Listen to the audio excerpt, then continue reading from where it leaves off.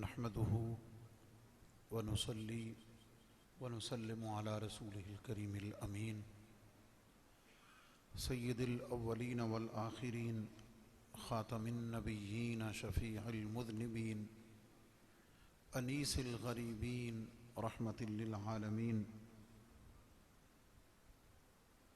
سيدنا ومولانا وملجانا ومأوانا وحبيبنا وشفيعنا وطبيبنا وطبيب قلوبنا محمد الرسول رب العالمين وعلى آله وأصحابه وأزواجه وأهل بيته أولياء أمته وعلماء ملته ومن تبعهم بالإحسان إلى يوم الدين أما بعد فأعوذ بالله من الشيطان الرجيم بسم الله الرحمن الرحيم ألا إن أولياء الله لا خوف عليهم ولا هم يحزنون الذين آمنوا وكانوا يتقون لهم البشرى في الحياة الدنيا وفي الآخرة لا تبديل لكلمات الله ذلك هو الفوز العظيم صدق الله العظيم إن الله وملائكته يصلون على النبي يا أيها الذين آمنوا صلوا عليه وسلموا تسليما اللهم صل على سيدنا ومولانا محمد وعلى آل سيدنا ومولانا محمد وأصحاب سيدنا ومولانا محمد مبارک وسلم الصلاة والسلام عليك يا سيدي يا رسول الله وعلى آلك وأصحابك يا سيدي يا حبيب الله الصلاة والسلام عليك يا خاتم النبيين وعلى آلك وأصحابك يا شفيع المذنبين الصلاة والسلام عليك يا إمام الحرمين وعلى آلك وأصحابك يا جد الحسن والحسين گنج بخش فیض عالم مظہر نور خدا ناقصاں پیر کامل کاملاں رہنما معزز و محتشم جملہ سامعین و حاضرین بزرگ و دوستو عزیزان ذی قدر مشائخ اعظام علماء ذوی الاحتشام پیکر محبت و اخلاص حضرت العلام سب کی خدمت میں السلام علیکم ورحمۃ اللہ وبرکاتہ۔ آج کی یہ عظیم الشان کانفرنس فیضان اولیاء کانفرنس کے عنوان سے انعقاد پذیر ہے۔ محترم نقیب محفل نے جس محبت کے ساتھ اور خوبصورت الفاظ کے انتخاب کے ساتھ عزت افزائی فرمائی، اللہ تعالیٰ ان کے علم و فضل میں گفتگو اور اخلاص میں اور برکت عطا فرمائے، اور بڑے کھلے ویژن کے ساتھ انہوں نے حضرات خلفائے راشدین کی عظمت و شان کو اہل سنت و جماعت کی معروف ترتیب کے مطابق پوری ہمت کے ساتھ ان کی شان میں نذرانہ عقیدت پیش کیا۔ میں خراج تحسین پیش کرتا ہوں اور اللہ سے دعا کرتا ہوں کہ اللہ تعالی ہم سب کو اہل سنت و جماعت کے ہی سچے سچے عقیدے پر استقامت عطا فرمائے اور اسی پر ہم سب کا خاتمہ فرمائے۔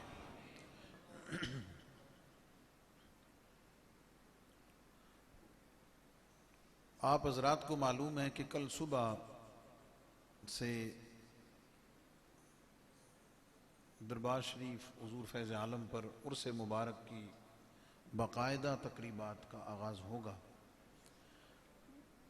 ویسے تو جمعہ سے عرس شروع ہے، 3 دن انٹرنیشنل کانفرنس ہوئی اور اس وقت وہاں قومی مشاعرہ منقبت وہاں چل رہا ہے۔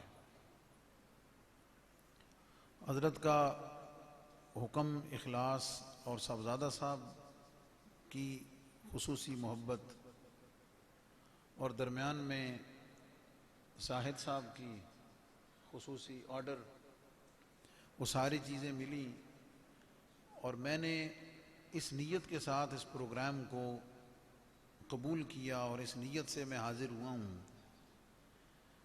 کہ میں یہ سمجھ کر آیا ہوں کہ حضور فیض عالم داتا گنج بخش رحمۃ اللہ علیہ کے عرس مبارک کی ایک تقریب یہاں فیصل آباد میں ہو رہی ہے۔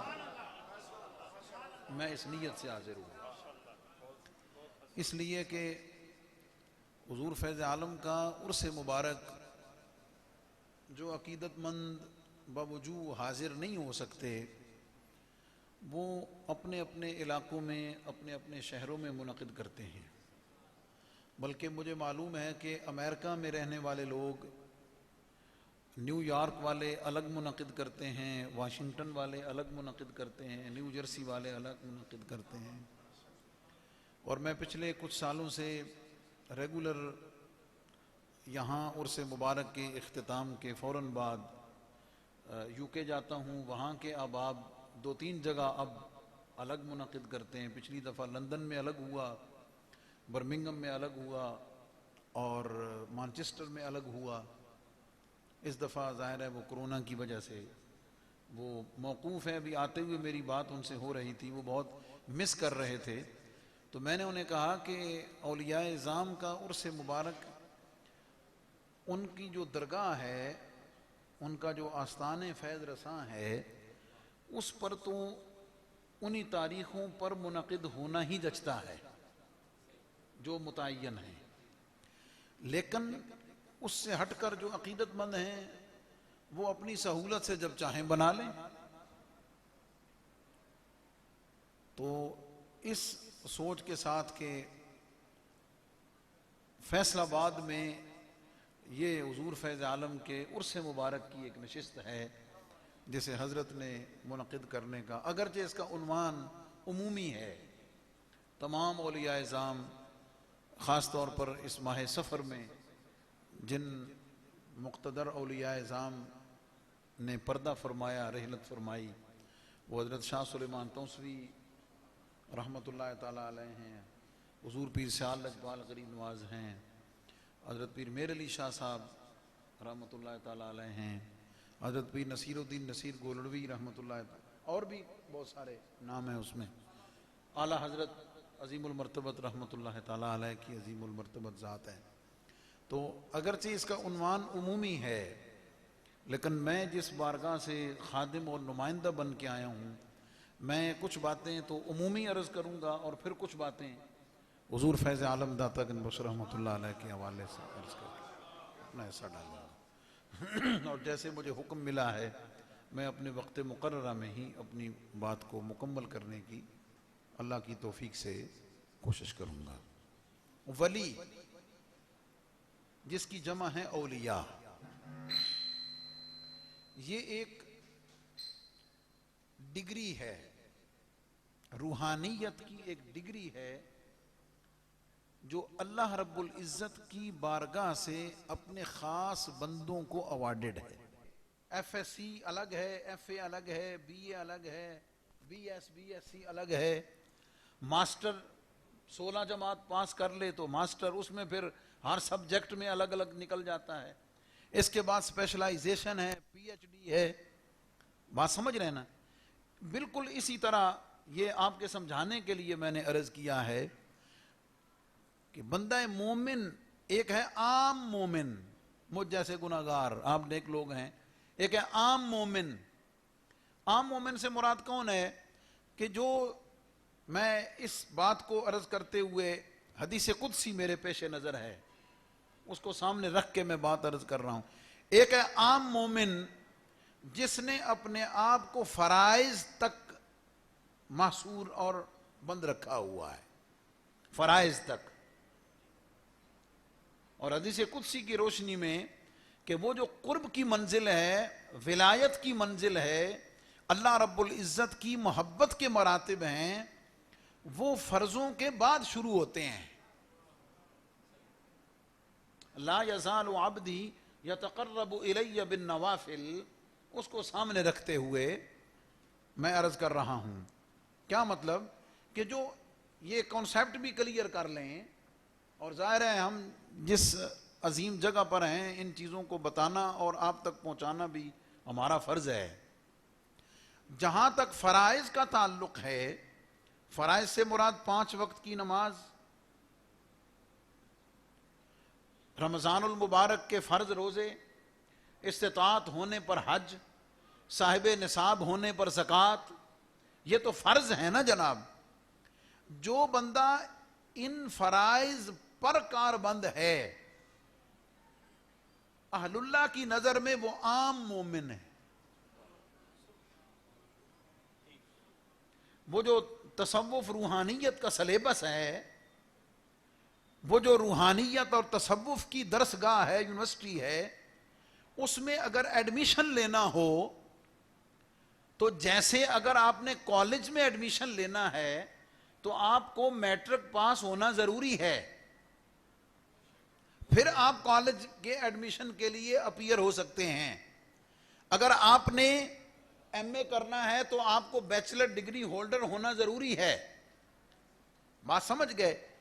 تو بالکل اسی طرح سمجھ لیں کہ ولایت کی اس انسٹیٹیوشنز میں ایڈمیشن کے لیے، ولایت کے اس دائرے میں انٹر ہونے کے لیے فرائض کا کاربند ہونا ضروری ہے. کچھ باتیں شاید نہیں ہوں، لیکن وہ نئی آپ کے لیے ضرور ہوں گی، کیونکہ ہماری نظروں کے سامنے ان چیزوں کے سٹینڈرڈز، معیارات مختلف ہو گئے ہیں. ہم اس کی روشنی میں چیزوں کو پرکھتے دیکھتے ہیں. اور میں جو عرض کر رہا ہوں وہ اپنے ناقص علم قرآن و سنت سے جو میں نے سمجھا ہے وہ میں امانت داری سے عرض کر رہا ہوں. تو جو فرائض پر کاربند نہیں ہے وہ تو ابھی عام مومن کے درجے میں بھی پورا نہیں ہے. وہ تو ابھی جو ایک عام لیول ہے ایمان کا اور مومن کا، ابھی تو وہ اس کے تقاضوں کو پورا نہیں کر رہا ہے. اس پر میں بطور دلیل ایک بات عرض کرتا ہوں. حضور فیض عالم داتا گنج بخش رحمۃ اللہ تعالی علیہ، آپ ارشاد فرماتے ہیں کہ میں ایک شیخ کی مجلس میں مسجد کے اندر بیٹھا ہوا تھا.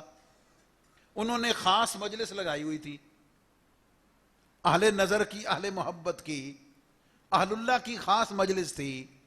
تو شیخ نے مجلس لگائی ہوئی تھی، واعظ درس فرما رہے تھے، تربیت فرما رہے تھے کہ ایک شخص مسجد میں داخل ہوا اور اس نے مسجد میں داخل ہوتے ہوئے اپنا بایاں پاؤں مسجد کے اندر رکھا. جو میں نے آپ کے سامنے کانسیپٹ رکھا ہے اس پر دلیل اور اس کے لیول کو ذرا سمجھنے کی کوشش کریں.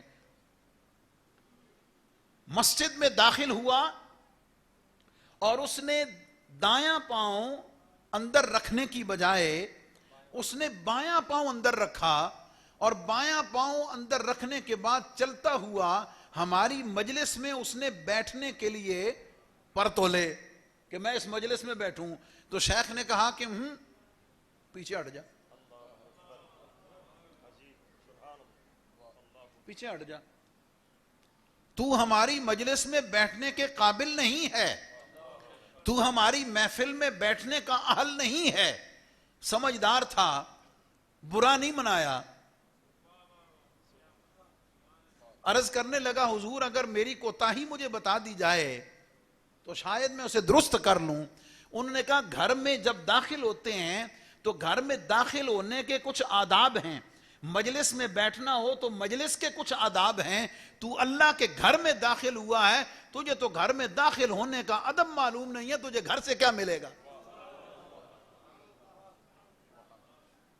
اب اس بات کو سننے کے بعد اب آپ کو جو میں عرض کرنا چاہتا ہوں کہ مسجد میں داخل ہوتے ہوئے دایاں پاؤں اندر رکھنا یہ سنت مصطفیٰ کریم صلی اللہ علیہ وسلم ہے.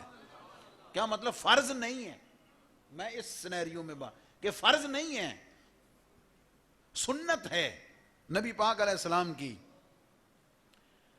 تو اہل اللہ اصحاب نظر جس مجلس میں بیٹھے تھے، جس نے ایک سنت ترک کر دی، جس نے ایک مصطفیٰ کریم صلی اللہ علیہ وسلم کی ایک سنت ترک کر دی، وہ اہل اللہ کی مجلس میں بیٹھنے کے قابل نہیں ہے، تجلہ فرض ہی نہیں پڑتا۔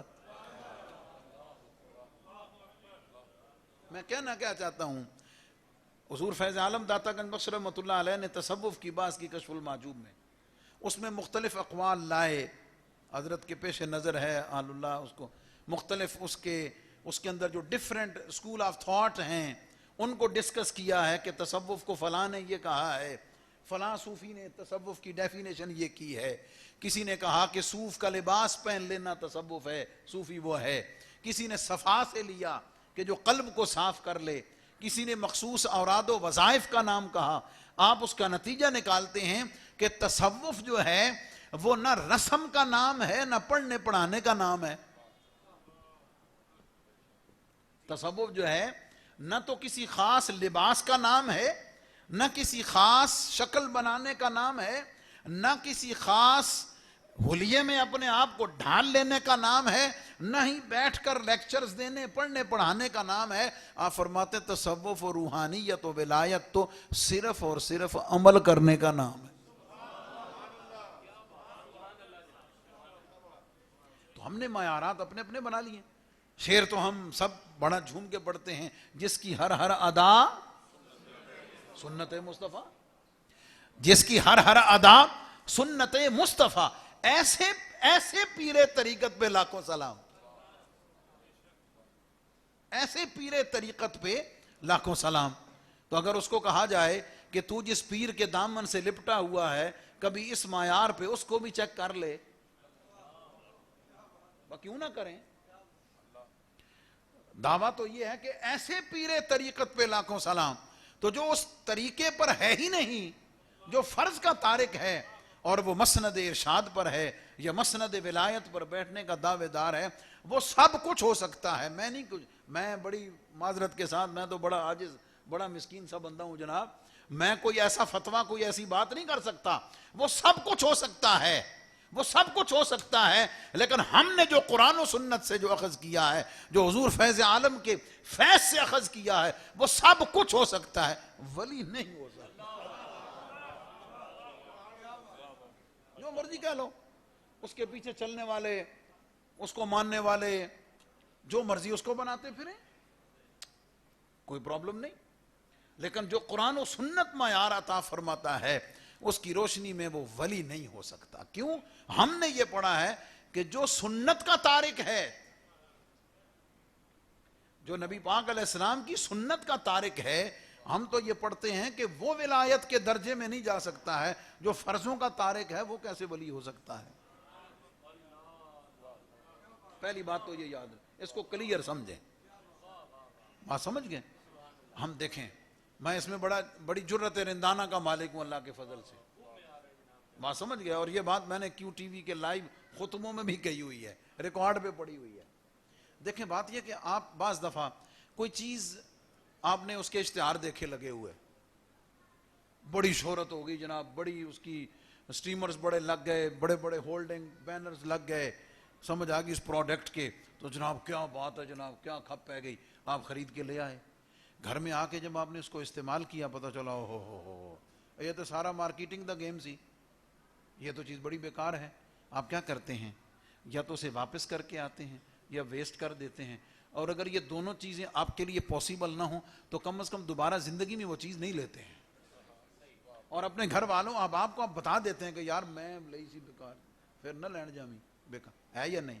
یار دنیا کی ہر چیز کو ہم چیک کرتے ہیں، ہم اپنی ارادت و عقیدت کو نہیں چیک کر سکتے؟ کیوں نہیں چیک کر سکتے؟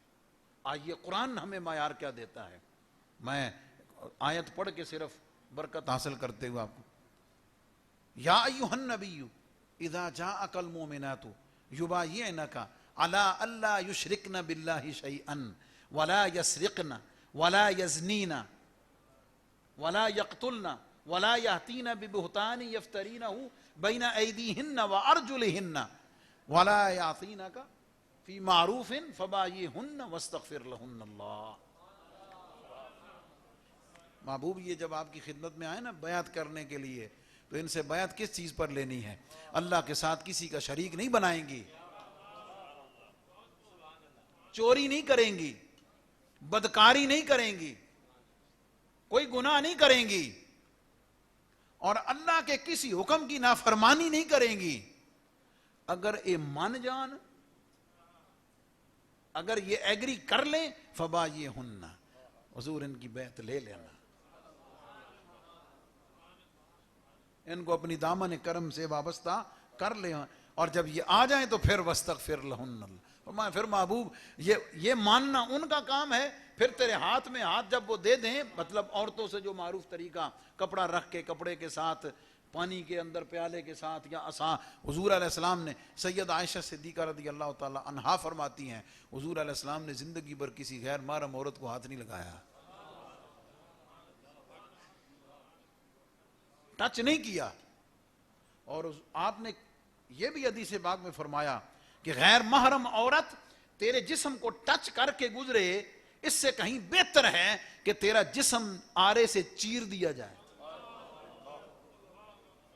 اور میرے شیخ کریم نائب شیخ الاسلام والمسلمین حضرت امیر شریعت نے وصیت نصیحت فرمائی، آپ کو اگر یاد ہوگی سنی ہوگی، وہ میں دنیا دی ہر دھی بہن، ہر عورت نو جو غیر محرم ہے، یا اپنی دھی سمجھنا، یا اپنی بہن سمجھنا، تو یا اپنی ماں سمجھنا۔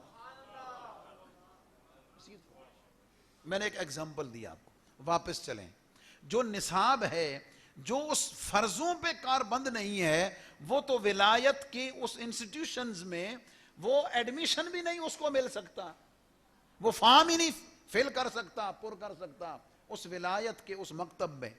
اگر فرائض جدوں بنیادی چیزیں ٹھیک ہو گئی نا جناب، حضرت بابا فرید الدین مسعود گنج شکر رحمۃ اللہ تعالی علیہ، آپ ان کے احوال اٹھا کر دیتے، جو بھی ان کی خدمت میں آتا آپ اسے سب سے کہتے چل بھائی اس پارا پڑھتے الف با تو شروع کر، قاعدہ پڑھاتے۔ حضرت نظام الدین محبوب الہی جب تشریف لائے نا، تو اس وقت وہ بحاث تھے، بہت بڑے عالم تھے، ٹیسٹ لیا، فرمایا نظام یہ سارا تو نے پڑھا ہوا تو ہے، لیکن مجھ سے پڑھے گا نا جب تو قرآن پڑھ کے آیا ہے، لیکن جب قرآن تو مجھ فرید سے پڑھے گا نا، پھر میرے پڑھانے کا منظر بھی کچھ اور ہوگا، تیرے پڑھنے کا منظر بھی کچھ اور ہوگا۔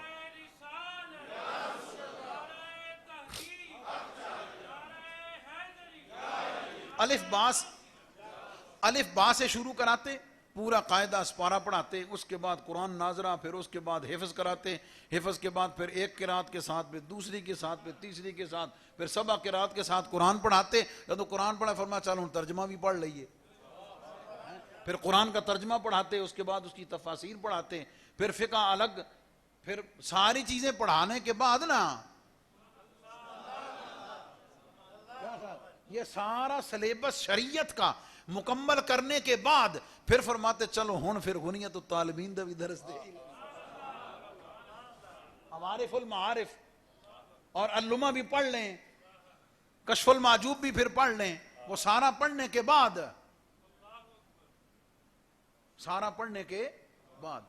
میں اس پر ایک بڑی لطیف بات اپنی فکر میں کے اوپر بطور دلیل عرض کر رہا ہوں، اس کو بطور دلیل عرض کر رہا ہوں، اور مجھے امید ہے کہ آپ اسے قبول فرمائیں گے۔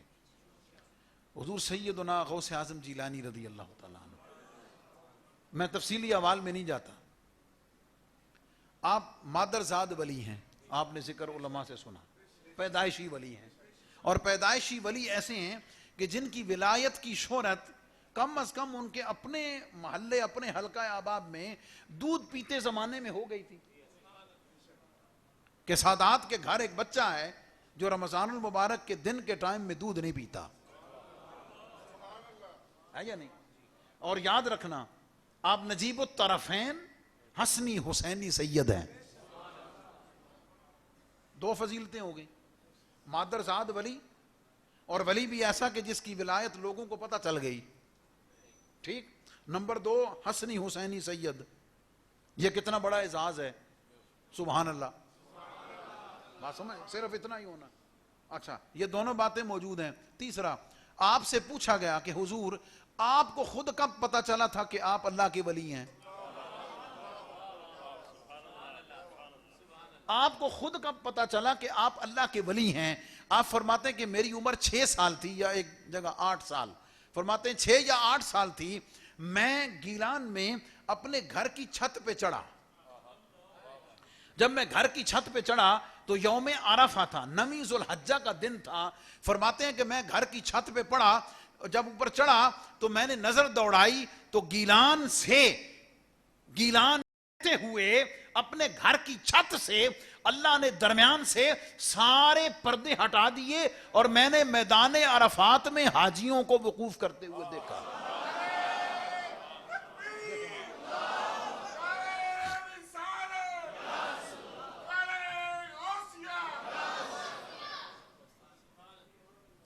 غور کریں نا، فرماتے ہیں اس وقت جب میں نے ان حجاج کی زیارت کی تو میرے دماغ میں آیا کہ اللہ کا مجھ پر فضل ہے یا نہیں؟ تین چیزیں ہو گئیں۔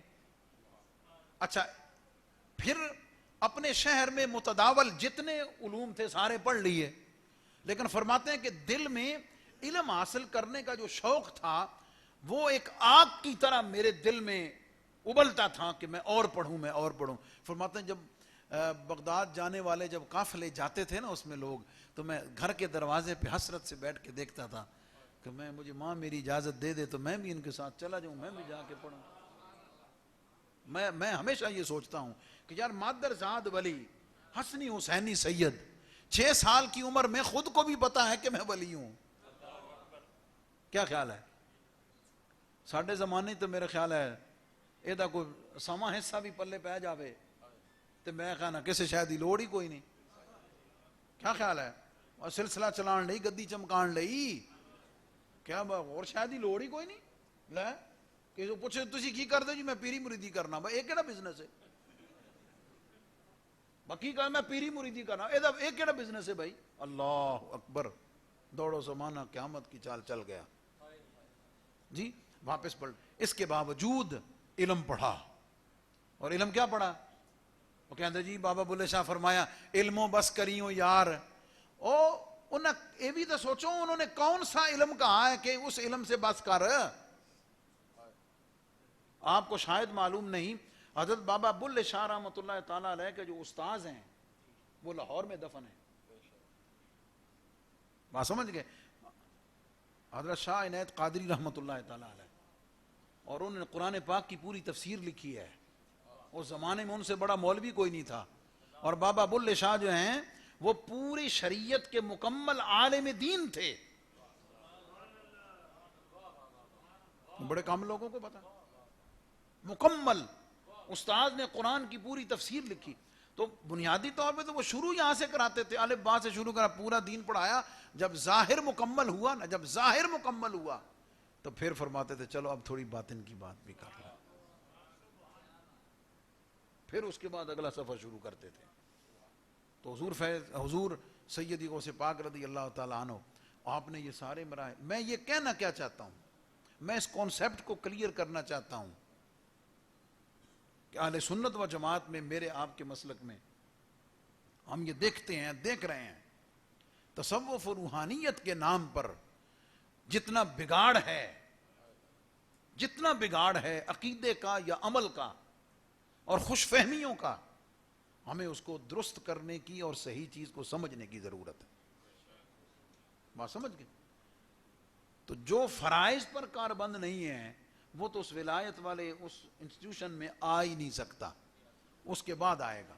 حضور سید غوث پاک رضی اللہ تعالیٰ عنہ، آپ کے بارے میں بہت احوال ہیں، اس میں سے یہ ملتا ہے کہ ابن جوزی جو ہے نا، اپنے زمانے کا بہت بڑا محدث، وہ ایک دفعہ آپ کے لیکچر درس میں شریک ہوا۔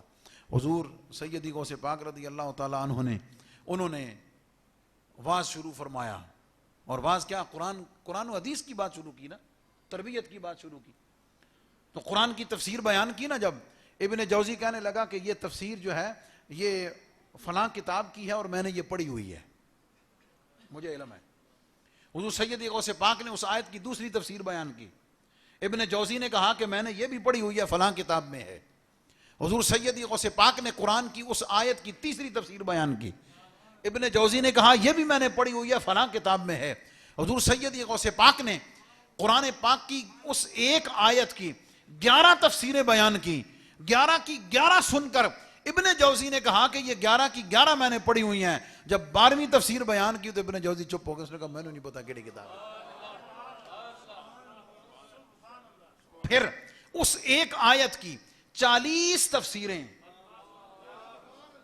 قرآن کی ایک آیت کی 40 تفسیریں حضور سید غوث پاک نے بیان فرمائی, اور ابن جوزی جیسا انگلیاں کاٹ رہا تھا بیٹھا ہوا وقت کا محدث. اور جب 40 تفسیریں بیان کر لی نا, اس کے بعد حضور سید غوث پاک نے فرمایا کہ ابھی تک تو میں نے جو بات کی ہے وہ قال کی ہے, ابھی تک جو میں نے بات کی ہے وہ الفاظ کی ہے, اب میں کچھ بات کر لیتا ہوں حال کی. اب میں کچھ بات کرتا ہوں حال. اور پھر جناب جدوں قرآن دی 40 تفسیراں سن کے پھر جدوں حال سنیا تو پھر حالو بے حال کیویں نہ ہوندے. کیا خیال ہے؟ اب ہمارے ہاں کیا اوٹ پٹانگ جناب کوئی گل سنی نہیں تو جناب لیٹنیاں پاؤن ڈے نے سمجھ آ گئی اینو حال پہ گیا. میں کہنا اینو مارو سوا دی کچے چ ویکھو دا حال کیویں نکلدا ہے. ڈرامے بازی کیا بنائی ہے. اللہ اکبر, کچھ بھی نہیں.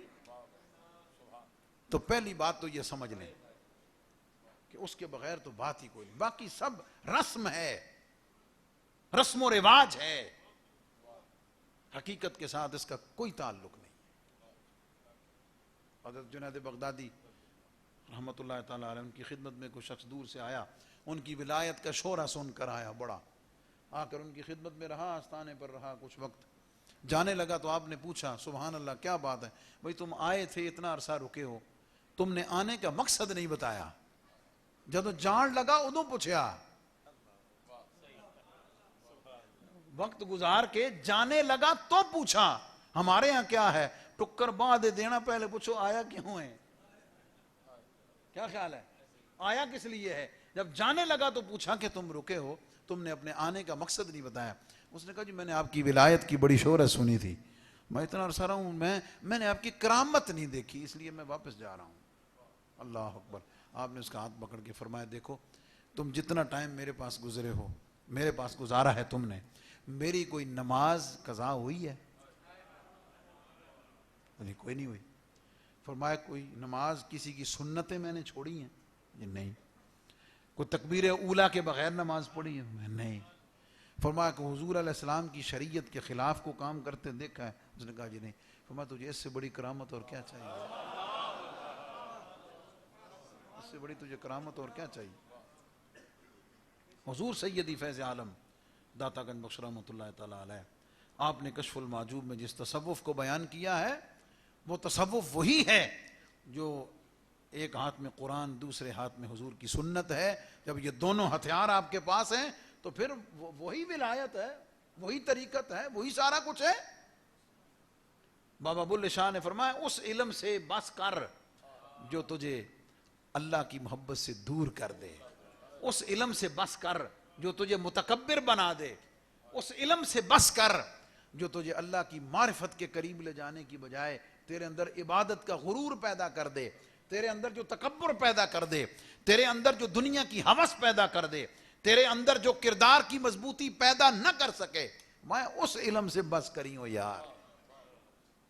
ورنہ اسی قرآن و سنت پر اخلاص سے عمل کرنے کا نام ہی ولایت ہے. اور حضور کے حدیث پاک صلی اللہ علیہ وسلم آپ فرماتے ہیں میری امت کے بے شمار اولیاء ایسے ہیں جنہیں معلوم ہی نہیں کہ وہ اللہ کے ولی ہیں. کیا خیال. اچھا میں نے اس پر غور کیا کہ انہیں معلوم کیوں نہیں کرایا گیا, انہیں کیوں نہیں اس بات کا علم کیوں نہیں دیا گیا. کہیں ایسا نہ ہو کہ ان کو جب اس کا علم ہو جائے تو کہیں اس علم آنے کے بعد کہیں وہ اپنے آپ کو متکبر مغرور یا اس حوالے سے غافل قائل نہ کر لیں. اس لیے وہ اپنی اس دھن میں عبادت و ریاضت اور اللہ کی اس جو عبادت و ریاضت کی لذت ہے اس میں لگے رہیں. تو پہلی بات جو میں نے جملہ عرض کیا وہ یہ ہے کہ ولایت ایک ڈگری ہے جو اس خاص لیول پر اپنی ایجوکیشن کمپلیٹ کرنے کے بعد پھر اگلے اس انسٹیٹیوشن میں ایڈمیشن ملتا ہے, پھر اس میں آدمی داخلہ لیتا ہے, پھر اس کے بعد آگے جاتا ہے. اور آپ سمجھ رہے ہوں گے خود ہی کہ پرائمری لیول کے ٹیچر اور ہوتے ہیں, انہیں کبھی بھی مڈل سکول میں اپوائنٹ نہیں کیا جاتا ہے. جو مڈل سکول والے ٹیچر ہیں ان کو کبھی میٹرک کی کلاس نہیں دی جاتی ہے. کیا خیال ہے؟ اور جو آرٹس پڑھانے والا ہے اسے کبھی سائنس کا سبجیکٹ نہیں دیا جاتا ہے یا نہیں؟ اسی طرح آپ آگے چلتے چلے جائیں ایگزامپلز میں. تو بات یہ ہے کہ یہ جو تصوف کے ٹاپکس ہیں نا جناب، ہوس کیسے ختم ہوگی، ہرس کیسے ختم ہوگی، لالچ کیسے ختم ہوگا، جھوٹ کیسے ختم ہوگا، دنیا کی ہرس و ہوس کیسے ختم ہوگی، بدنگاہی سے کیسے محفوظ رہے گا، علم و عمل میں اخلاص کیسے آئے گا، عاجزی انکساری کیسے پیدا ہوگی، اپنے آپ کو چھپانا کیسے آئے گا، سب کچھ ہوتے ہوئے اپنی ذات کی نفی کیسے کی جائے گی. وہ کوئی نہ کوئی آئیڈیل چاہیے نا کہ جو یہ سارا سکھا بھی سکے، پڑھا بھی سکے اور اپنے عمل سے اپنے عمل کے ساتھ بتا بھی سکے. میں بڑی دلچسپ بات عرض کرتا ہوں. حضور سیدنا پیر میر علی شاہ رحمۃ اللہ تعالی علیہ، آپ کو معلوم ہے کہ انہوں نے آستانہ عالیہ سیال شریف اعلیٰ حضرت خواجہ شمس العارفین شمس الدین سیالوی رحمۃ اللہ تعالی علیہ، ان کے ہاتھ پر بیعت کی تھی اور خلافت بھی وہاں سے ملی. تو میں نے یہ وہاں رہتے ہوئے جب میں پڑھتا تھا وہاں، تو وہاں یہ بات میں نے بڑے مستند ذرائع سے سنی کہ حضور پیر میر علی شاہ رحمۃ اللہ تعالی علیہ نے یہ شرط رکھی ہوئی تھی کہ میں اس فرد کی بیعت ہوں گا نمبر 1 جو سید ہو. یہ نسب کی بات ہے نا. پہلی شرط یہ کہ وہ سید ہو، دوسری شرط یہ ہے کہ وہ عالم مجھ سے بڑا ہو. اور پیر میر علی شاہ رحمۃ اللہ تعالی علیہ کہ اگر علم پہ میں بات کروں نا تو ہن دے ساڈے جہاں کولو انہاں دی کتاباں پڑھیاں نہیں جاندیاں. کیا خیال ہے؟ تے بڑے بڑے علماء ایک سطر پڑھ کے تے ہیں تھوڑک دن وہ سمجھ کو نہیں لگتی گئے کیونکہ لکھنے والا میر علی شاہ ہے. کیا خیال ہے؟ لکھنے والا پیر میر علی شاہ رحمۃ اللہ علیہ، اور جسے تصوف و روحانیت سے، ادب سے، اخلاص سے واسطہ نہیں ہے، وہ میر علی شاہ رحمۃ اللہ علیہ کو کیا سمجھے گا، کیا پڑھے گا؟ کیونکہ وہ اس انسٹیٹیوشن کا اسٹوڈنٹ ہی نہیں ہے، وہاں کا ڈگری ایوارڈ ہولڈر ہی نہیں ہے، اسے کیسے سمجھ آئے گی؟ تو بھٹکے گا نہیں تو کیا کرے گا بھائی؟ کیا خیال ہے؟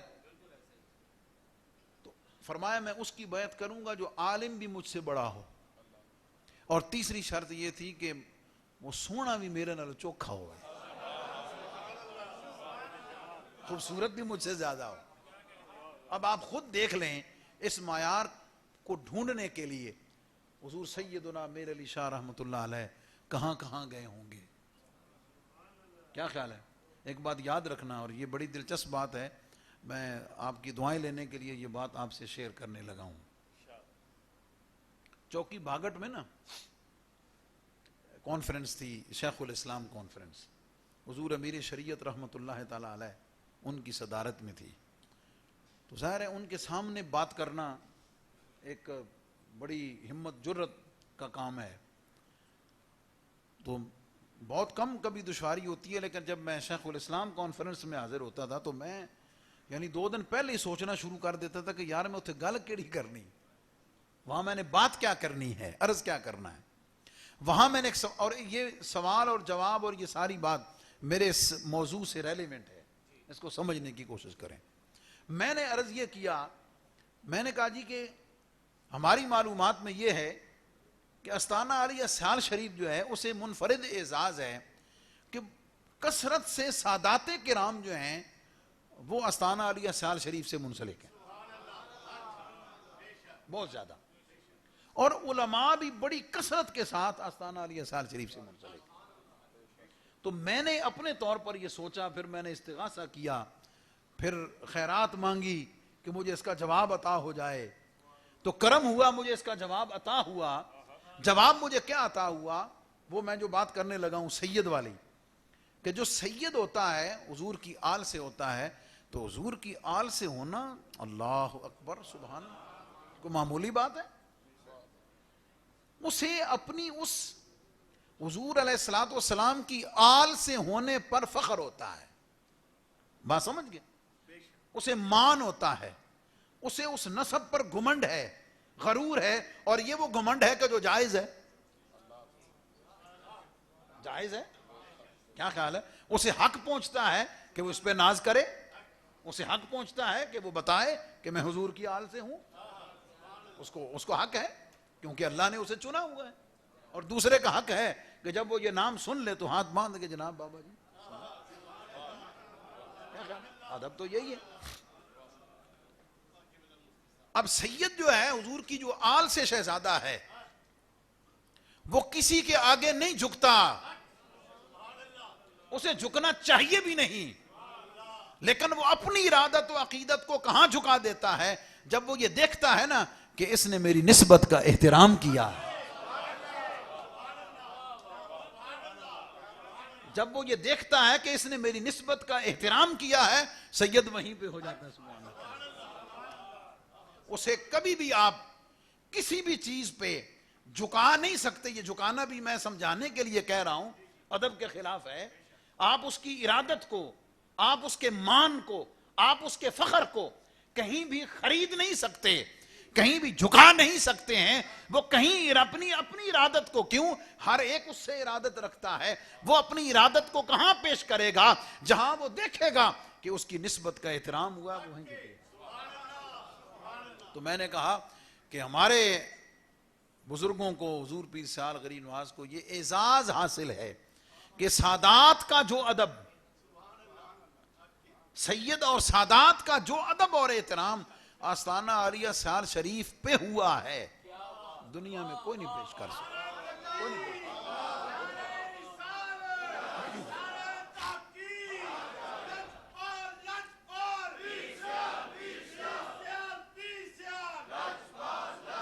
دریا کے اس پار نہ ایک گاؤں ہے، وہاں سے پنڈ دا کو مراسی بھکھا ننگا سی، وہ اتھو دریا پار کر کے ٹریا نہ جن سیال شریف آ گیا. حضور شیخ الاسلام غریب نواز کی خدمت میں حاضر ہوا تو آپ دی موجودگی جنا جناب کسے بندے سجی سوئی مجھ کٹا نال اس لنگر شریف لی پیش کی تھی. مراسی دے منہ پانی آ گیا، بھکھا ننگا. وہ اگے ہو کے ہاتھ چوم کے آدھا حضور میں سید ہاں. تو بڑی تنگی ہے. آپ نے جدوں اے سنیا نا جناب کہ سید ہے اور گھر تنگی، فرمایا غلاموں کو حکم دیا رہا ہے جڑی ہن مت جائی نا جناب انہاں نوں پیش کر دیو. انہیں جناب سجی سوئی مجھ پھڑی جناب تے ٹر پیا پنڈ. اپنے پنڈ جا رہے سی تے اگوں پنڈ دا چودھری آ رہا سی. پنڈ دے چودھری تے پنڈ دے ہر بندے دا پتا وا یہ دا کی قد کاٹ ہے تے کی کردا. وہ جدوں میراسی دے ہاتھ مجھ سجی سوئی تکی نا جناب، اس آکھیا رامو یہ کسے دی کھولی آ، چوری کیتی آ، کہ کیتی آ؟ وہ تیرے کول مجھ کتھوں آئی؟ تیری تے اتنی ہستی نہیں وہ تو مجھ لے تے تو کتھوں آندی؟ اس آکھیا چودھری صاحب سیال شریف گئے ہاں، سیال شریف گئے ہاں تے پیراں دتی، سیال شریف گئے ہاں تے پیراں دتی. اچھا چودھری جانا کدیں ہو رہا، وہ سیال شریف ٹر گیا جناب. اس آنگا پک تے کراں، ہو سکتا کسی دی چوری کیتی ہوئے، کل پنڈ میرے مقدمہ ہونا تو میں پیراں کو پک تے کراں جا کے، کل کو گل ہوئے رولا پاوے تو میں دساں. وہ حضرت صاحب دی خدمت وچ حاضر ہوئے ہاتھ چومے. انہاں کہ حضور ساڈے پنڈ دا مراسی مجھ لے کے گیا تے نہ تہاڈا لایا سی. ساڈے پنڈ دا مراسی مجھ لے کے گیا تے نہ تہاڈا لایا سی. آپ فرمایا بھئی مراسی مجھ لے گیا. وہ خادم عرض کیتی حضور وہ جڑا ہن تھوڑی دیر پہلے آیا تو جس آکھیا وہ میں سید ہاں. تو حضور پیر سیال نے فرمایا چودھری صاحب میں تو سید نو دیتی،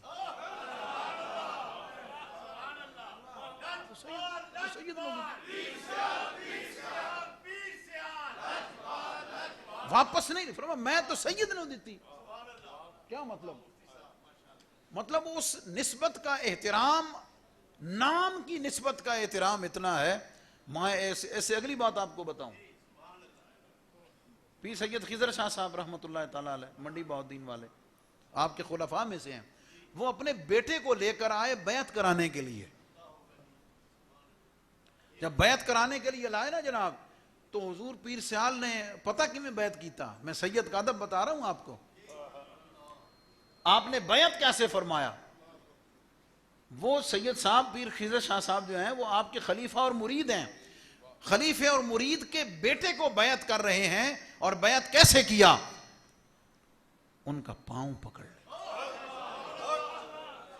پاؤں پکڑ لیا, پاؤں ملتے جاتے تھے, پاؤں ملتے ہوئے بیعت بھی فرمایا اور ساتھ فرمایا شاہ جی سارا تو اڈا ہی تھے, ساڈا ہی تو ہے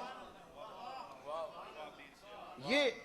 اچھا بات جو کر رہا تھا, تو میں نے وہاں اپنی تقریر میں کہا کہ سید جب اپنا ادب دیکھتا ہے نا نسبت کا, وہ جھک جاتا ہے.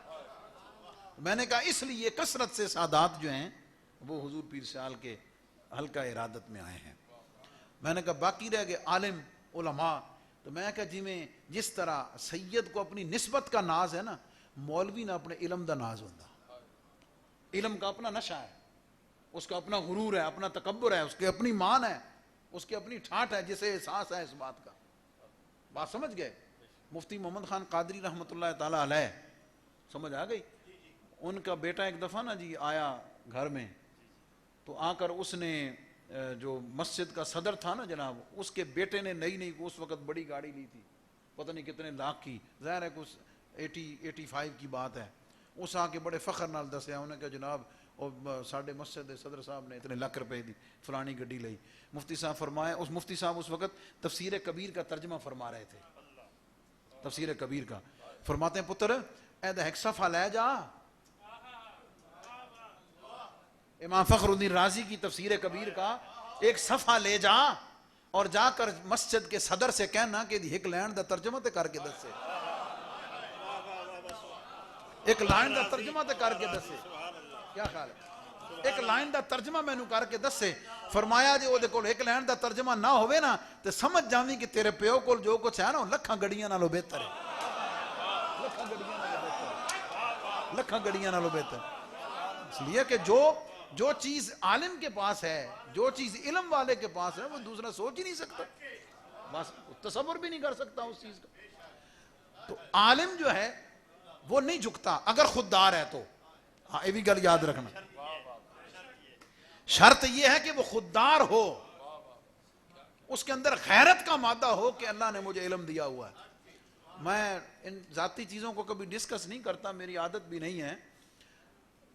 داتا حضور کی نسبت سے اللہ نے جو مجھے عزت دی ہوئی ہے نا, میرا 2-4 گنے ہوئے چند ایک دنیا دار ایسے ہیں کہ ایک سرد سی جنگ ہے.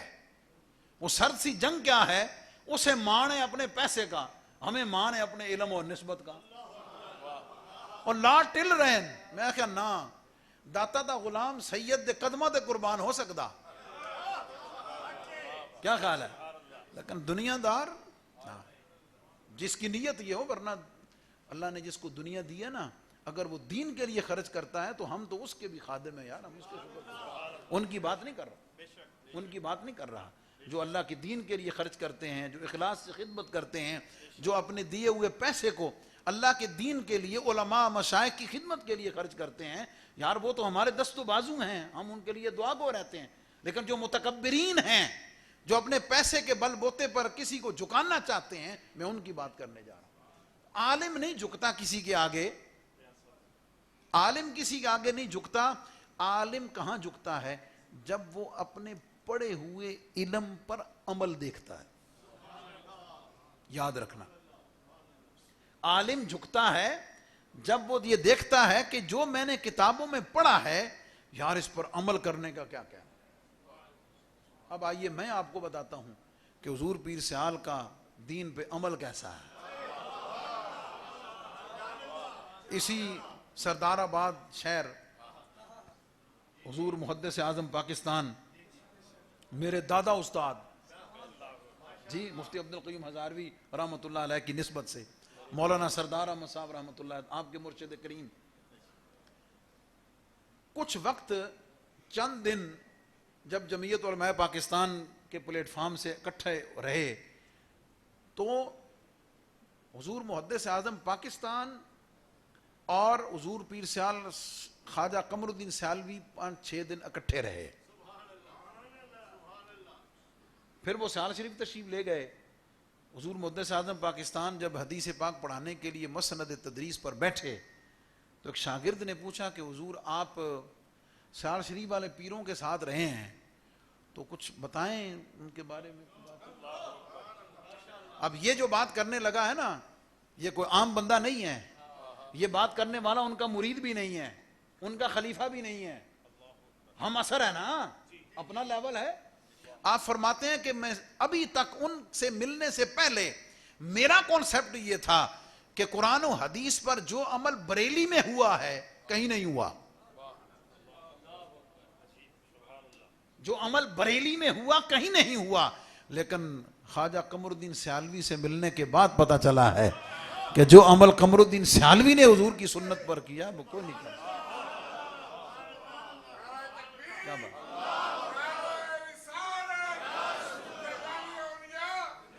نتیجہ کیا میری بات کا؟ جو میں نے تقریر وہاں جو میں نے آپ کو بتانے لگا تھا چوکی بھاگٹ پہ، تو میں نے کہا کہ سید اپنی نسبت کا احترام جب دیکھتا ہے تو جھکتا ہے، وہ اسے ملتا ہے سیال شریف میں۔ عالم اپنے علم پر عمل دیکھتا ہے تو جھکتا ہے، اسے وہ نظر آتا ہے سیال شریف میں۔ تو میں نے کہا پھر سید بھی چلا جاتا ہے، پھر عالم بھی وہاں چلا جاتا ہے۔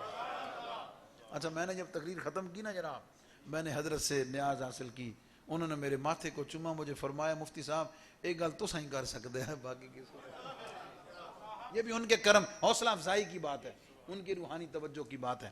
واپس پلٹیں، جو میں بات آپ کو سمجھانے چلا تھا، پیر میر علی شاہ رحمۃ اللہ تعالیٰ علیہ، انہوں نے 3 شرطیں لگائی ہوئی تھیں کہ بیعت اس کی کروں گا جو عالم مجھ سے بڑا ہو، جو سونا مجھ سے زیادہ ہو، اور تیسرا کہ جو سید ہو۔ جب بیعت ہو گئے نا جناب، واپس گئے تو کسی پوچھا کہ جناب وہ تھوڑی تو 3 شرطاں سن، وہ کہ بڑھیا۔ آپ نے فرمایا میں جب گیا نا سیال شریف میں تو حضرت شمس الدین سیالوی رحمۃ اللہ علیہ درس دے رہے تھے، کسی کتاب کا نام لیا وہ مجھے یاد نہیں۔ فرماتے ہیں جب وہ درس دے رہے تھے میں ان کے درس میں بیٹھا تو مجھے اندازہ ہوا کہ میرا مہر علی کا علم جہاں ختم ہو رہا ہے شمس الدین کا علم وہاں سے شروع ہو رہا ہے۔ میں نے اپنے آپ کو وہاں طالب علم پایا تو مجھے یقین ہو گیا کہ وہ عالم مجھ سے بڑے ہیں۔ تو فرماتے ہیں سونے اتنے کہ میری انہاں دے چہرے تے نظر نہیں ٹک سکی، میں ان کا چہرہ جی بھر کے نہیں دیکھ سکا۔ فرماتے ہیں یہ 2 شرطاں مینوں مل گئیاں، تیجی میں آپ پہ ہی چھڑ دیتی سی۔ 2 مینوں مل گئیاں، تیجی اچھا اس کو آپ نے ایک اور جگہ اور طریقے سے ایکسپلین کیا۔ کسی پوچھا کہ جناب تسی سید ہو کے جٹ دے بیعت ہو گئے ہو، یعنی سادے انداز جناب تسی سید ہو گئے تو جٹ دے بیعت ہو گیا۔ فرمایا وہ جٹ دا بننا ساوا تکیا دیتا جٹ دا بننا ساوا تکیا مطلب صاحب فیض پایا۔ تو پھر واپس پلٹے، میں نے جو آپ کے سامنے رکھا کہ بھئی فرائض جو ہیں وہ تو ابتدا ہیں، اس کے بغیر تو ولایت کی بات کرنا ہی شاید میں جرم تو کہنے کی جرت نہ کر سکوں، لیکن جرت بڑی ہے۔ جو فرائض پہ کار بند نہیں ہے وہ ولایت کی بات کرے، دعوت و ارشاد کی بات کرے۔ حضور فیض عالم داتا گنج بخش رحمۃ اللہ علیہ کے حوالے سے حضرت خواجہ نظام الدین محبوب الہی نے جو ارشاد فرمایا، آپ نے یہ فرمایا کہ اگر کسیرا پیر میسر نہ شود، اگر کسی کو پیر میسر نہ ہو، پیر نہ ملے، آپ فرماتے ہیں کہ وہ داتا صاحب کی کتاب کشف المحجوب پڑھے۔ وہ کشف المحجوب پڑھے گا اسے پیر مل جائے گا، یہ گارنٹی اور ضمانت محبوب الہی نے عطا فرمائی ہے۔ بات سمجھ گئے؟ اچھا اس کے 2 مطلب ہیں، یہ بھی عرض کر دوں۔ ایک مطلب یہ ہے کہ بندے کو پتہ ہونا چاہیے کہ پیر کیسا ہونا چاہیے۔ ہاں ہمیں ہر چیز کے بارے میں اویئرنس ہونی چاہیے نا۔ کیا خیال ہے؟ اسکول کے بارے میں، رشتہ کرنا ہو ماں باپ نے تو بیٹی کے بارے میں، بیٹے کے بارے میں، ہر چیز کے بارے میں بھائی پیر کیسا ہونا چاہیے۔ آپ فرماتے ہیں کہ کشف المحجوب کو جب پڑھے گا نا تو اس کے اندر سارا بتایا ہوا ہے کہ پیر کے اندر کیا کیا ہونا چاہیے۔ جب پوری تعلیم لے کر مارکیٹ میں نکلے گا نا تو غلط ہاتھوں میں ہاتھ نہیں دے گا، اس کو پتا ہوگا کہ معیار یہ ہونا چاہیے، جو اس معیار پہ پورا اترے گا اس کے ہاتھ میں ہاتھ دے دے گا، غلط ہاتھ میں ہاتھ دینے سے بچ جائے گا اور غلط لوگوں میں صحیح کو پہچاننے میں مدد مل جائے گی۔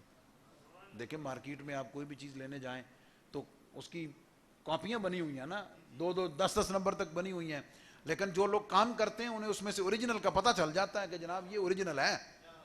کیا خیال ہے؟ ان کے سامنے جتنے بھی رکھ دیں وہ ہاتھ اٹھا کے جناب یہ اوریجنل ہے، باقی بھی۔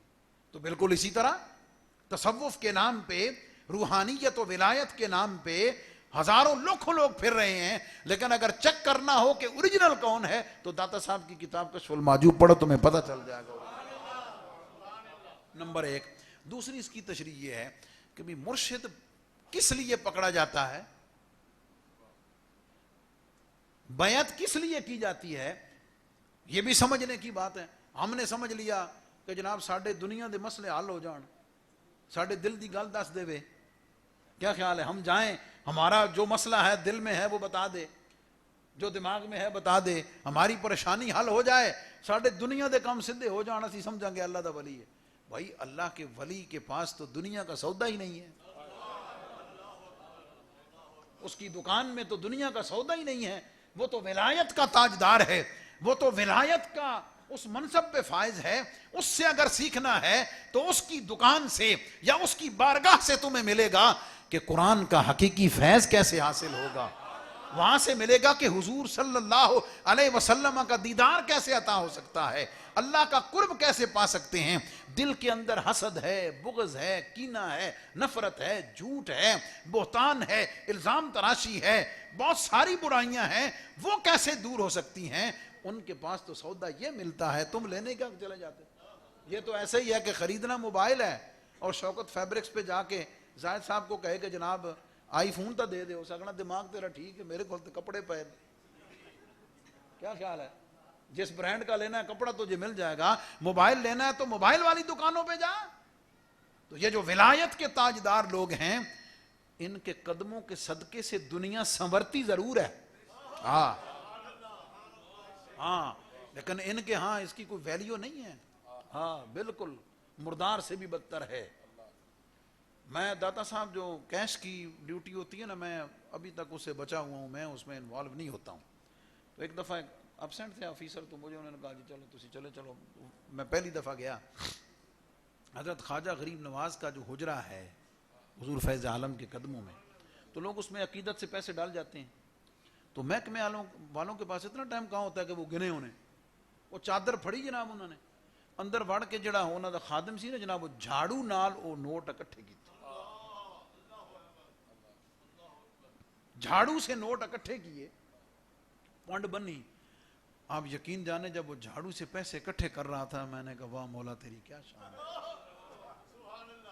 میں کہا یہاں اس ہستی کے قدم لگے، یہاں اس ہستی کے قدم لگے جس نے تیری رضا کے لیے دنیا کو ٹھوکر ماری ہے، آج اس کے قدموں کے نشان پہ دنیا اتنی ہے کہ جھاڑوؤں سے اکٹھی کی جا رہی ہے۔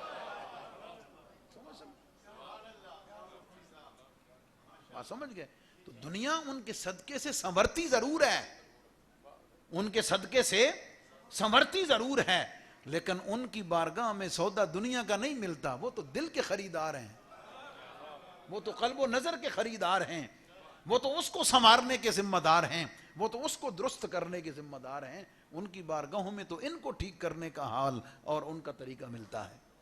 پھر ہمارے ہاں کیا ہے، ہم کسی بھی جو ولی ہے، ہم اس کا لیول اس کی کرامت سے ناپنے کی کوشش کرتے ہیں، یعنی کسی کا بھی تعارف کرانا ہو ہم شروع کرامت سے کرتے ہیں، ہم شروع کرامت سے کرتے ہیں کہ جناب انہوں دی کرامت ہے، جناب انہوں نے انج کیتا تے انج ہو گیا، جناب انج کیتا تے انج ہو گیا، ہاں جی انہوں نے دعا کیتی تو یہ کم ہو گیا، فلانا کیتا تو یہ دنیا دا ہو گیا۔ ایک نظر رک کے ذرا یہ بھی دیکھ لو کہ جس کے اس طرح کرنے سے تو کہہ رہا ہے سارا کچھ ہو گیا ہے، وہ دا اپنا بھی کو اندروں باہروں سنوریا یا کوئی نہ، اپنا بھی کو اندر باہر سے سنورا ہے یا نہیں سنورا۔ سب سے مشکل کام کسی دوسرے کو ٹھیک کرنا ہے، سب سے آسان کام اپنے آپ کو ٹھیک کرنا ہے۔ سب سے مشکل کام کسی دوسرے کو ٹھیک کرنا ہے، سب سے آسان کام خود کو ٹھیک کرنا ہے۔ مسند ارشاد پہ بیٹھے ہوئے صاحبان ارشاد، ولایت کے دعوے دار، اگر اپنے 6 فٹ کو خود ٹھیک نہیں کر سکے،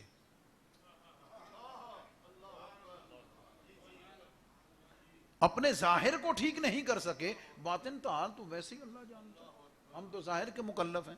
جو ظاہر کو ٹھیک نہ کر سکا اس سے یہ خوش گمانی کر لینا کہ وہ تیرا باطن ٹھیک کر دے گا، کبھی نہیں ہوگا۔ یہ خوش فہمی ہے، خوش خیالی ہے، لگے رہو۔ ان ارادتوں کو ری چیک کرنے کی، ریویو کرنے کی، ری بلٹ کرنے کی ضرورت ہے۔ ارادت و عقیدت کے نام پر اگر کہیں عقیدے کا بگاڑ ہے، عمل کا بگاڑ ہے، سمجھ آ گئی؟ کئی تسی سنے ہونے جناب، وہ تسی نماز نہیں پڑھتے، اللہ جی پیر جانے تے نماز جانے، میں کہا لا حول ولا قوت الا باللہ۔ نبی پاک علیہ الصلوۃ والسلام نے تو جس رات دنیا سے پردہ فرمایا، عشاء کی نماز حضور نے 3 دفعہ ادا فرمائی۔ غشی کی کیفیت ہوتی تھی نا آپ پر، جب اس کیفیت سے باہر تشریف لاتے تھے، ام المومنین سیدہ عائشہ رضی اللہ تعالی عنہا سے پوچھتے تھے کہ میں نے عشاء پڑھ لی؟ جی حضور آپ نے پڑھ لی۔ فرمایا میں نے پھر وضو کرا، 3 دفعہ عشاء کی نماز پڑھی۔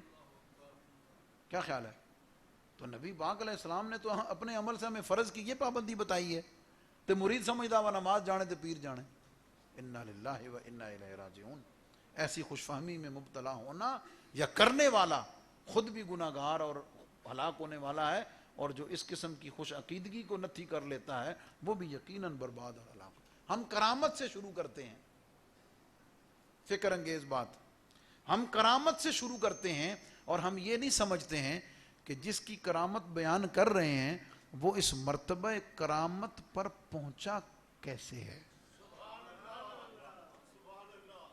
فکر انگیز جملہ، ہم کرامت سے شروع کرتے ہیں، اور جس کی کرامت بیان کر رہے ہیں وہ مرتبہ کرامت تک پہنچا کیسے،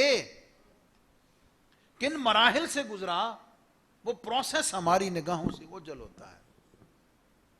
آئیے میں ایک واقعہ حضور سید غوث پاک رضی اللہ تعالیٰ عنہ کا عرض کرتا ہوں۔ آپ کی درگاہ میں، آپ کے مدرسے میں، اور یاد رکھنا ہم نے جن پیروں کو پڑھا ہے نا، ان سب نے مسجد بھی بنائی ہے، مدرسے بھی بنائے ہیں۔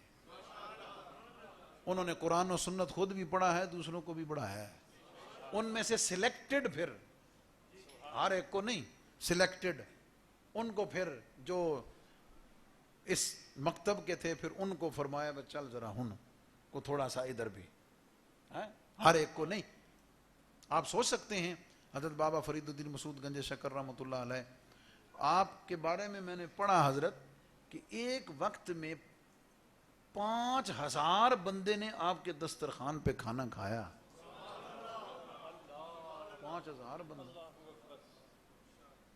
5000 بندہ کہیں آیا ہو، کھانے کا اہتمام ہو، آپ سوچ سکتے ہیں؟ ان اکابرین کو پڑھ کے دیکھیں، یہ تو کانسیپٹس ہی چینج ہو گئے ہیں، ویلیوز ہی چینج ہو گئی ہیں، اقدار ہی بدل گئی ہیں۔ تو آپ کی بارگاہ میں ایک خاتون اپنا بیٹا داخل کروا گئی، ایڈمیشن کروا گئی ایجوکیشن کے لیے، پڑھنے کے لیے۔ کچھ وقت کے بعد وہ اپنے بیٹے کو ملنے کے لیے آئی۔ تو جب بیٹے کو ملنے کے لیے آئی نا، تو باہر وہ بچوں کے ساتھ، باقی طالب علموں کے ساتھ روکی سوکھی جو بھی روٹی تھی لسی کے ساتھ کھا رہا تھا۔ ماں سے ملاقات ہوئی، ماں نے پیار دیا، شفقت دی۔ ماں کے دل میں خیال آیا کہ چلو میں انہاں دے استادان بھی مل لواں۔ حضور سید غوث پاک کی خدمت میں آ گئی، گھر کی طرف گئی، دستک دی، اجازت ملی، خاتون اندر گئی، تو آپ اپنے کچھ فیملی کے لوگوں کے ساتھ بیٹھے ہوئے کھانا کھا رہے تھے۔ دسترخوان چنا ہوا تھا جناب، اوپر سردہ بھی پڑا ہے، حلوہ بھی پڑا ہے، بریانی بھی پڑی ہے، قورمہ بھی پڑا ہے، روسٹ بھی پڑا ہوا ہے۔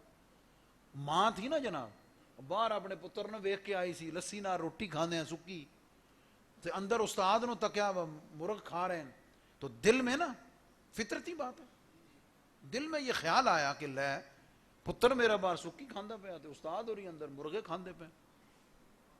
جب حضور سیدی غوث پاک رضی اللہ تعالی عنہ نے ایک لمحے کے لیے سکریننگ کی نا، ساری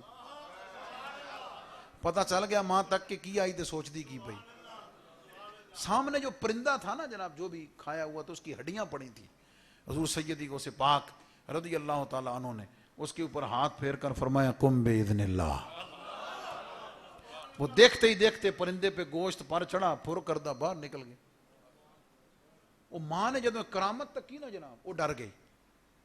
ڈر کس بات سے گئی کہ میں نے ان کے بارے میں غلط سوچا ہے، اب پتہ نہیں میرے ساتھ کیا ہوگا۔ میں نے ان کے بارے میں یہ بات سوچی ہے اور انہوں نے مجھے کرامت دکھا کے بتا دیا، پتہ نہیں میرے ساتھ کیا ہوگا۔ آپ نے فرمایا مائی سن، تیرا بیٹا تیرا بیٹا جو باہر روکی سوکھی کھا رہا ہے، عبد القادر نے وہ 40 سال کھائی ہے. ہسی سمجھنا جمدہ ولی ہوئے جناب. ہاں جی، جمدہ ہی سارا کچھ ہوئے، کچھ کرنا ہی نہ پوے.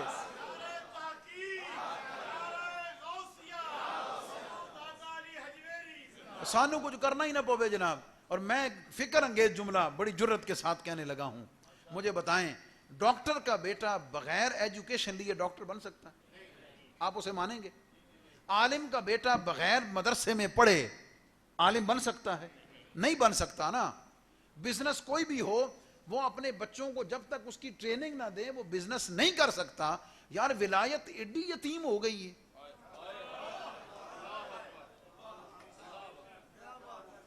ولایت اتنی یتیم ہو گئی ہے جناب. پیر کے گھر جم پہ آتے بس یہی کافی جناب. پیر نا، میں مجھ سے بڑا حضور فیض عالم کے قدموں کے صدقے سے اس مرکز پہ بیٹھ کے بڑی جرت کے ساتھ بات کر رہا ہوں. اور یہ کئی دفعہ کی ہے، کئی جگہ کی ہے، ریکارڈ پر ہے.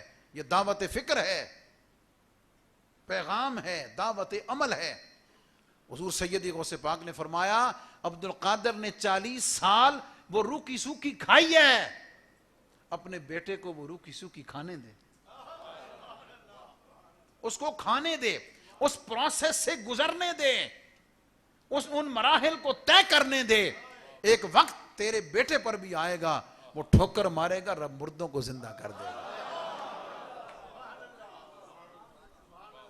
عقل مند ماں باپ انہیں پتہ ہوتا ہے کہ صبح بیٹے کو جلدی اٹھائیں گے تو نیند خراب ہوگی، لیکن جو اپنے بچوں کو اچھی تعلیم دلانا چاہتے ہیں وہ اس کی نیند کی پرواہ نہیں کرتے، اسے اٹھا کے سکول بھیجتے ہیں.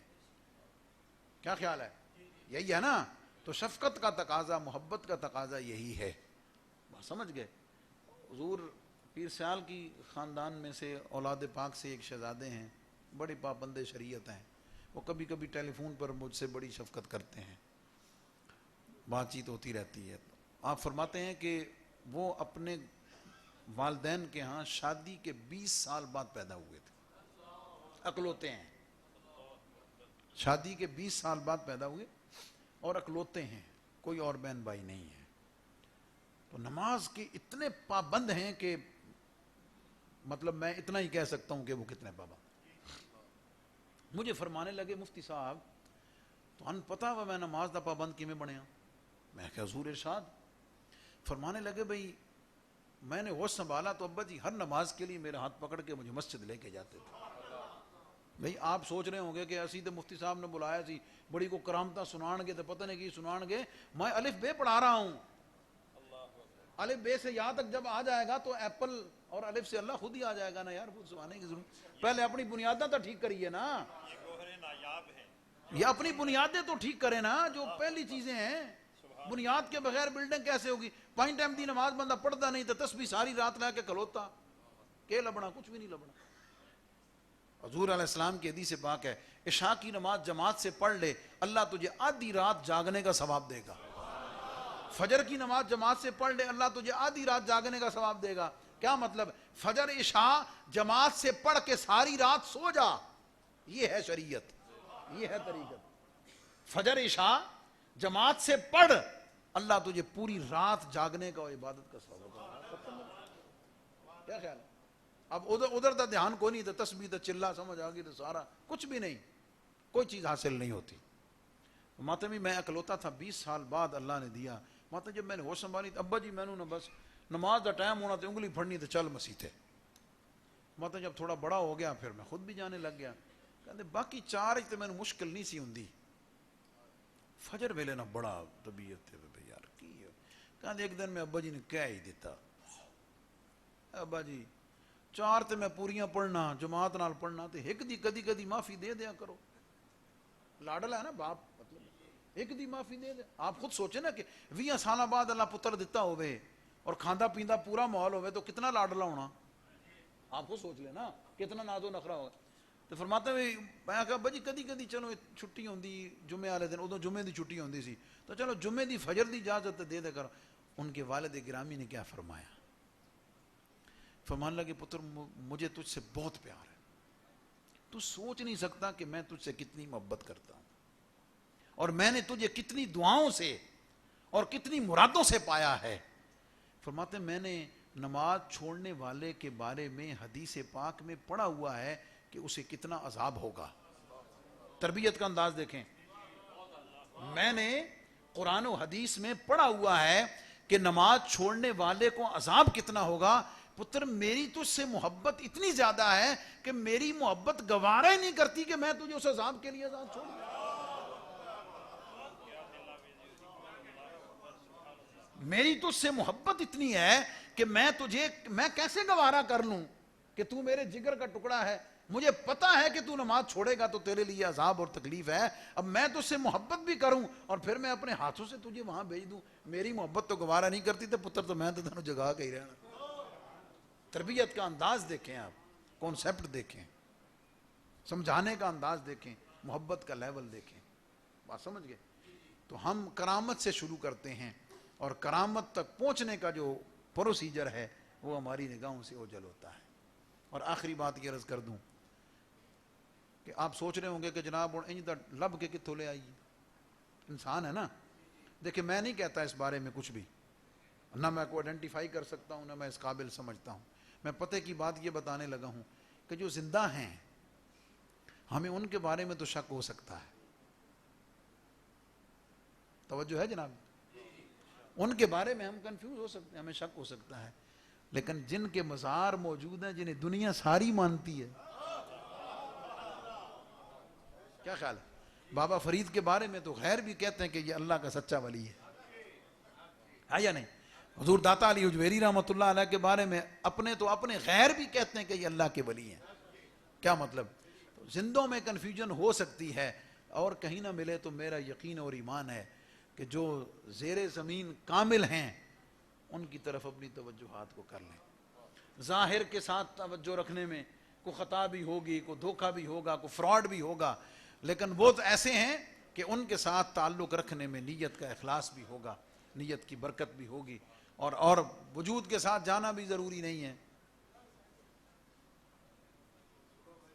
جی جی بسم اللہ. مہمان تشریف لائیں. یہ ایسے ثنا خان ہیں کہ جن کا استقبال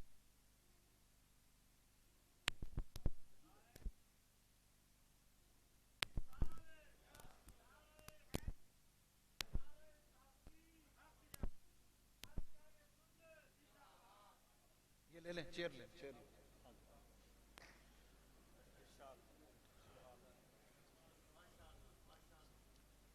یہ چند ایک آپ کہہ سکتے ہیں کہ بکھری کچھ باتیں, بنیادی باتیں, اور قرآن نے ان کی پہچان کیا بتائی ہے.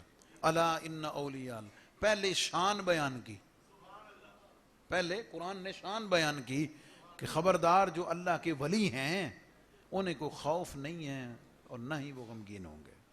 پہلی شان تو یہ ہو, یہ شان ہے. اور آگے اگلی آیت میں اولیاء کی پہچان ہے. اس آیت کے پہلے اس حصے میں اولیاء کی شان ہے اور الذین آمنوا وکانوا یتقون میں اولیاء کی پہچان ہے. پہچان کیا ہے؟ کہ ولی وہ ہوگا کہ جس کا عقیدہ بھی سچا ہے, جس کا عمل بھی سچا ہے. یہ قرآن کا معیار ہے جس کے اوپر میں نے ساری گفتگو کی ہے. یہ معیار قرآن نے کریم نے دیا ہے کہ جس کا عقیدہ ٹھیک نہیں ہے وہ سب کچھ ہو سکتا ہے, اللہ کا ولی نہیں ہو سکتا. اور وکانوا یتقون, یہ تقوی کی جو منزل ہے نا وہ خالی خولی عمل سے نہیں ہے, وہ تو عمل میں بھی اخلاص اور پختگی کا اعلیٰ درجہ ہے. جس تک فائز ہوتے ہیں پھر یہ رستے کھلتے ہیں اور آگے ان کے لیے انعام ہے کہ لہم البشرا فی الحیات الدنیا و فی الآخرہ. دنیا میں بھی بشارتیں ہیں, آخرت میں بھی بشارتیں ہیں. فرمایا اللہ کا وعدہ ہے لا تبدیل لکلمات اللہ, اللہ کا کلام, اس کا قول تبدیل نہیں ہوتا. اور جو زمرہ اولیاء میں آ گیا ذالک هو الفوز العظیم, وہ دونوں جہانوں کی پختہ اور عظیم کامیابی کو پا گیا. میری گفتگو کا لب لباب خلاصہ یہ ہے کہ پہلے اپنے گھر میں رہتے ہوئے اپنی زندگی میں اپنی بنیادی فرض چیزوں کو درست کریں, فرض چیزوں کو درست کریں. 5 وقت کی نماز کے جب پابند ہو جائیں, قرآن پڑھنے کا معمول ہو جائے, توفیق ہو جائے نماز کے بعد فرض روزے رکھنے کی، حج کی توفیق ہو گئی، حساب لگا کے پورا زکوٰۃ دینے کی توفیق ہو گئی، جب یہ ابتدائی سلیبس ABC سے Z تک یاد ہو گیا، الف سے لے کے یہاں تک جب یہ پورا یاد ہو گیا نا، پھر اس کے بعد آگے چل پڑیں۔ اور میں اپنی اس میں ایڈ کر دیتا ہوں، جب ان چیزوں پہ کار بند ہو جائیں گے نا تو انشاءاللہ آپ یاد کریں گے کہ پھر ہو سکتا ہے کوئی ڈھونڈنا مشکل بھی نہ پڑے، وہاں بیٹھے ہی۔ کیوں؟ ہم تو مائل بکرم ہیں، کوئی سائل ہی نہیں، راہ دکھلائیں کسے، کوئی راہ رب منزل ہی نہیں۔ بات میں ہم اپنی جڑوں کو چھوڑ کے، بنیادوں کو چھوڑ کے باقی پوچا پوچی کی طرف لگے ہوئے ہیں، بات سمجھ گئے؟ اس سے نکل کر ان بنیادی چیزوں کو ٹھیک کرنے کی، یہاں سے ابتدا کرنے کی، یہاں سے آغاز کرنے کی ضرورت ہے۔ میں اپنے دینی طلباء مدرسے کے پڑھاتا بھی ہوں، میں انہیں ہمیشہ کہتا ہوں کہ یار 8 سال درس نظامی پڑھ کے، دین کے ماحول میں رہ کے، قال اللہ و قال الرسول پڑھ کے، صبح شام مدرسے میں رہ کے، اگر اہم الفرائض، اگر طالب علم 5 ٹائم کا پکا نمازی نہیں بنا تو پھر سوچے کہ جناب میرے جملہ کہنے سے دنیا بدل جائے گی، میں کہا کچھ نہیں ہوتا، کچھ بھی نہیں ہونا۔ یہ ابتدا ہے، آغاز ہے، یہاں سے شروع کریں گے۔ یہی ہمارے اکابرین کا طریقہ ہے، یہی اسلاف کا طریقہ ہے، یہی نبی پاک صلی اللہ علیہ وسلم کی سنت و شریعت کا اسلوب ہے۔ اللہ ہمیں اس پر عمل کرنے کی توفیق عطا فرمائے۔ وآخر دعوایا ان الحمد للہ رب العالمین۔